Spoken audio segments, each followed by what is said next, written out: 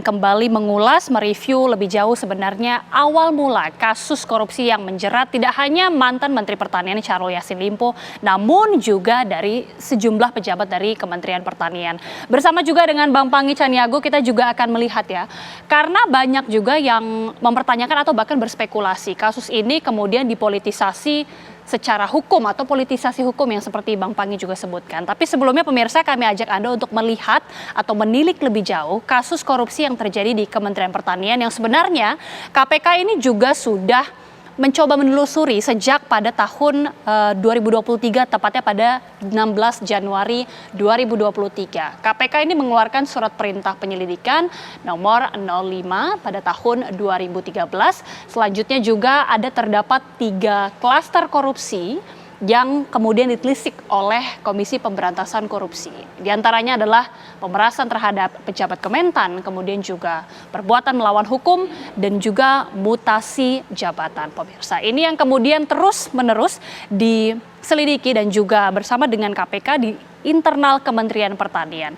Kita akan lihat lebih jauh juga bagaimana kemudian ada sebanyak 49 orang pejabat dan ASN dari Kementerian Pertanian ini diperiksa oleh Komisi Pemberantasan Korupsi mulai dari bulan Juni, bahkan tanggal 19 Juni 2023, Syahrul Yassin Limpo yang pada saat itu masih menjabat sebagai Menteri Pertanian ini diperiksa oleh KPK selama 3,5 jam. Bahkan Syahrul Yassin Limpo ini juga menunjuk Febri Diansyah ini sebagai kuasa hukumnya untuk mendampinginya pada saat pemeriksaan yang dilakukan pada tanggal 19 Juni 2023. Barulah kemudian pemirsa pada tanggal 28 sampai dengan 29 September 2023 penyidik KPK ini kemudian menggeledah rumah dinas dari Menteri Syahrul Yassin Limpo, yakni berlokasi di Widya Chandra. Ada sejumlah barang bukti yang kemudian ditemukan, diantaranya uang sejumlah 30 miliar rupiah, kemudian juga ada cek senilai 2 triliun rupiah, termasuk juga adanya senjata 12 pucuk ini langsung diserahkan ke Barreskrim Polri untuk pemeriksaan lebih lanjut, dan juga ada beberapa dokumen lainnya terkait dengan data elektronik. Barang bukti yang juga ditemukan di kantor Kementerian Pertanian diantaranya adalah beberapa dokumen dan bukti-bukti elektronik ini terkait dengan tindak pidana yang kemudian juga dilakukan oleh sejumlah pejabat Kementerian Pertanian, pemirsa. Kita juga akan melihat bersama bagaimana juga kasus di Kementan ini yang itu pada tanggal 28 September 2023 penggeledahan Menteri SYL ini dilakukan juga sebelumnya. Menteri SYL ini melakukan kunjungan dinas di Almeria, Spanyol saat penggeledahan di Kementerian Pertanian ini dilakukan. Pada saat itulah sempat sangat viral karena memang Menteri SYL ini bahkan sempat dikabarkan hilang, tidak diketahui keberadaannya, bahkan beberapa pejabat-pejabat lainnya itu sudah pulang kembali ke Indonesia. Namun Syahrul Yassin Limpo ini dinyatakan hilang pada saat penggeledahan sudah dilakukan KPK di rumah di Jagakarsa maupun juga dilakukan di Kementerian Pertanian.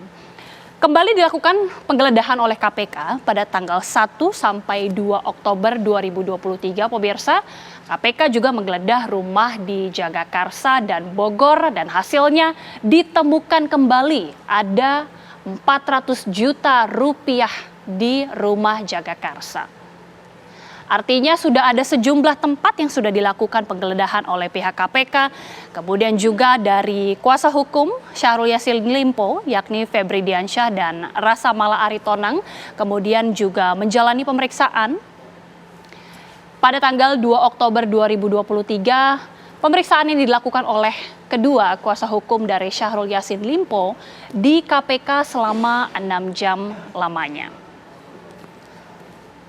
Selanjutnya pemirsa, pada tanggal 4 Oktober 2023, rumah Syahrul Yassin Limpo di Makassar, Sulawesi Selatan digeledah langsung juga oleh penyidik KPK.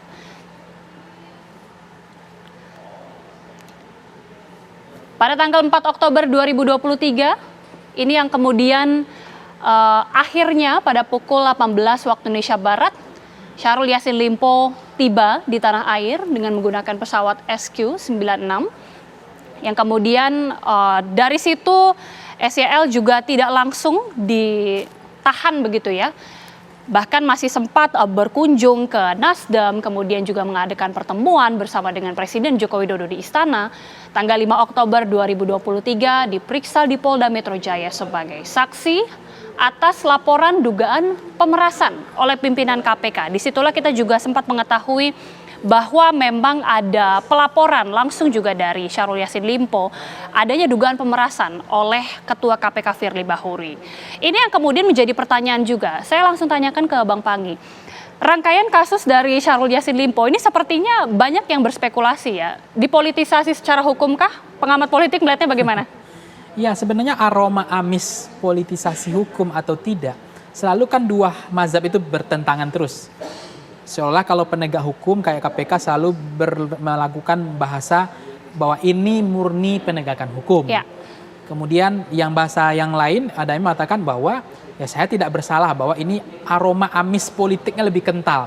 Andaikan misalnya Syahrul Yassin Limpo tidak di Nasdem misalnya, atau di Golkar, atau di partai lain. Di partai lain, di luar Nasdem lah pokoknya. Di luar Nasdem intinya ya. Apakah nasibnya akan berlaku sama dengan kasus seperti ini? Akan dialami hal yang sama atau tidak? Kan itu juga pertanyaan publik kan.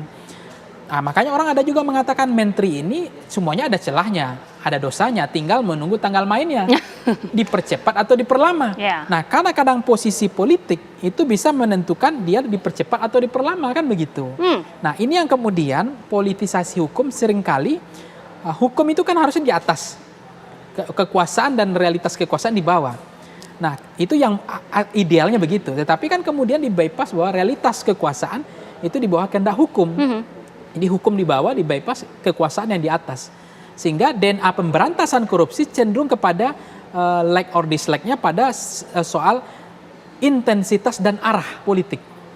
Sehingga seringkali banyak kemudian partai-partai yang dianggap berseberangan, tidak sesuai dengan selera kekuasaan atau agenda kekuasaan, itu yang lebih duluan untuk diparkirkan gitu. Jadi aroma amis ini memang tercium sekali yang seperti Bang Panggi katakan. Kalau misalnya partai-partainya ini berseberangan, artinya bisa ada politisasi hukum. Bahkan juga tadi kita lihat, jangan-jangan bisa melibatkan instansi-instansi lain seperti dugaan pemerasan yang dilakukan oleh Ketua KPK. Ya, ini kan kelihatan betul ya ketika ada perlawanan pemerasan, kemudian langsung Kapolri bilang ke Polda ya akan melakukan penyelidikan terhadap pemerasan. Artinya itu kan perlawanan terhadap Ketua KPK-nya yang dianggap distrust.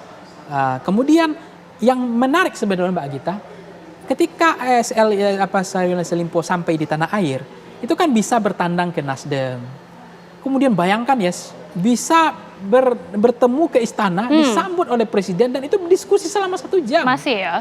Itu kan ada perlakuan istimewa yang luar biasa. Apakah memang Pak Yassin Limpo ini adalah anak yang paling diistimewa atau anak yang paling istilah anak kesayangan atau apa? Saya nggak tahu kan. Tetapi biasanya yang sudah kalau sudah misalnya menghilang atau udah di luar negeri, begitu sampai di bandara, langsung jemput paksa. Ingat nggak kasusnya Pak Edi ya? Iya, Pak Edi Prabowo ya. Di Prabowo kan langsung dikenakin rompi orange. Langsung jemput paksa pada saat berada di bandara. Langsung ditarik. Kalau yang ini malah masih bisa dulu ke Nah, ini kan dulu. keistimewaan yang luar biasa. Apakah ada deal-deal lain, apakah ada kompromi lain, atau ada yang harus dibereskan. Jadi ini yang kemudian terkesan betul bahwa ya penegakan hukum kita belum murni agenda kekuasaan, agenda penegakan hukum. Tapi masih ada irisan-irisan DNA kekuasaannya. Politiknya itu masih kental. Menarik mengingat bahwa beberapa saat sebelum akhirnya Pak Syahrul Yassin Limpo ini ditetapkan sebagai tersangka, pemirsa, seperti yang dikatakan Bang Panggi tadi, ini bahkan selesai sampai di Indonesia ini sempat langsung ke Nasdem, bahkan juga esoknya ini sempat berkunjung ke istana. Kita juga akan hadirkan informasi pada saat waktu itu Syahrul Yassin Limpo mengundurkan diri dari Menteri Pertanian. Ini tepatnya pada tanggal 1 Oktober 2023. Di saat Syahrul Yassin Limpo yang masih menjabat sebagai Menteri Pertanian dijadwalkan ini untuk kembali ke tanah air, namun dia urung karena memang menjalani pengobatan. Kemudian juga kita ketahui bahwa setelah itu sempat itu ya dikabarkan juga hilang dan juga beberapa saat kemudian. Nah itu dia pada tanggal 3 Oktober 2023 Wakil Menteri Pertanian Harfiq Hasnul Kolbi ini juga mengaku kehilangan kontak dengan Menteri Syahrul Yassin Limpo yang kemudian juga ada beberapa staf-staf dari Kementerian Pertanian bahkan sudah bisa pulang ke Jakarta terlebih dahulu. Tanggal 4 Oktober 2023 setelah pulang sampai ke Indonesia, pemirsa, SYL ini bertemu dengan Ketua Umum Nasdem, Surya Paloh, tepatnya di Nasdem Tower langsung ya pada saat sudah sampai di Indonesia, sempat bertemu di ke Nasdem dulu dan juga kemudian esoknya bertemu. Kemudian tanggal 5 Oktober pemirsa, SYL ini menyerahkan surat pengunduran diri kepada Presiden melalui Mensesnek Pratikno. Pada saat itu juga kita ingat bersama sebelum menyerahkan surat pengunduran diri, SYL ini bahkan juga ke Polda Metro Jaya untuk diperiksa soal adanya dugaan pemerasan. Barulah tanggal 8 Oktober pemirsa, SYL ini bertemu dengan Presiden Joko Widodo di Istana Negara untuk berpamitan. Bersama juga kita lihat bersama pemirsa ada Pratikno juga Mensesnek yang mendampingi pertemuan dari Presiden dan juga Syahrul Yassin Limpo. Nah ini dia Bang Panggi ya, artinya kita lihat seperti yang Bang Panggi bilang, ini masih bisa sempat bercakap-cakap, masih bisa jangan-jangan ada lobby-lobbyan tersendiri.